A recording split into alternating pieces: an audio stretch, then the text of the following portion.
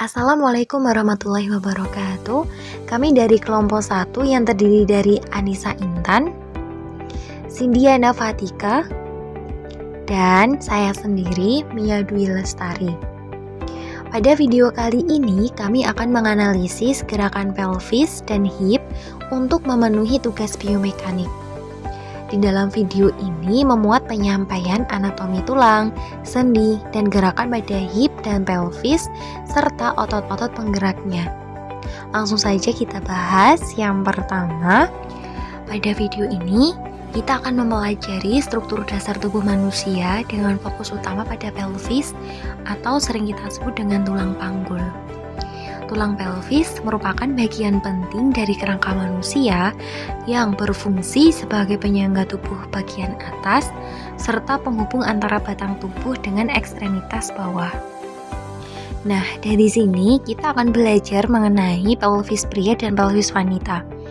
Nah, tahukah kamu bahwa pelvis pria dan wanita memiliki bentuk yang berbeda? Perbedaan ini terutama berkaitan dengan fungsi biologis seperti kehamilan dan persalinan. Pada pria, pelvis memiliki rongga yang lebih dalam, tulang iliasa lebih tinggi, dan bentuknya cenderung lebih sempit. Sedangkan pada wanita, rongga pelvis lebih lebar dan dangkal. Ini memberikan ruang lebih besar yang penting saat proses melahirkan. Struktur pelvis terdiri dari 3 bagian utama, yaitu ilium yang berwarna kuning, isium yang berwarna biru, dan pubis berwarna merah. Ketiganya membentuk cincin tulang yang kokoh. Kemudian kita akan masuk pada pengukuran pelvis inlet. Pelvis inlet atau pintu masuk panggul adalah bagian penting yang menentukan apakah proses kelahiran dapat berlangsung normal. Ada 3 ukuran utama yang perlu kita pahami. Yang pertama, konjugate diameter sekitar 11 cm untuk ukurannya. Kemudian menghubungkan bagian atas simfisis, pubis dengan promontorium sacrum. Kemudian yang kedua ada transverse diameter, ukurannya sekitar 13 cm. Merupakan jarak terlebar dari sisi ke sisi pelvis. Kemudian ada oblique diameter, ukurannya sekitar 12,5 cm, menghubungkan sakroiliasa dengan artikulasi pubis di sisi berlawanan.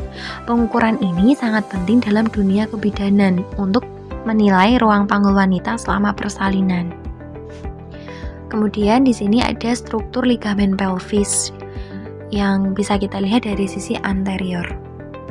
Pada tampak anterior pelvis, kita dapat melihat berbagai ligamen yang menjaga stabilitas dan kekuatan struktur pelvis. Yang pertama ada ilolumbar ligamen, menghubungkan tulang ilium dengan vertebrata lumbar yang berfungsi sebagai menstabilkan sisi atas pelvis. Kemudian yang kedua ada anterior sacroilias ligamen, memperkuat sendi sacroiliasa dari depan, penting dalam transfer beban antara tulang belakang dan tungkai. Kemudian ada sacropinus dan sacrotuberous ligamen sebagai mencegah pergerakan berlebihan pada tulang sakrum dan menstabilkan posisi coccyx. Semua ligamen ini bekerja sama untuk menjaga keseimbangan postur tubuh, melindungi organ-organ dalam, serta memungkinkan gerakan yang efisien di bagian pinggul dan panggul. Kemudian gerakan pelvis. Perubahan posisi pelvis sebenarnya dihasilkan oleh gerakan lumbal spine dan hip joint. Gerakan pada lumbal spine dan hip joint dapat menghasilkan pelvis bergerak tilting ke depan, ke belakang, ke samping, dan rotasi secara horizontal.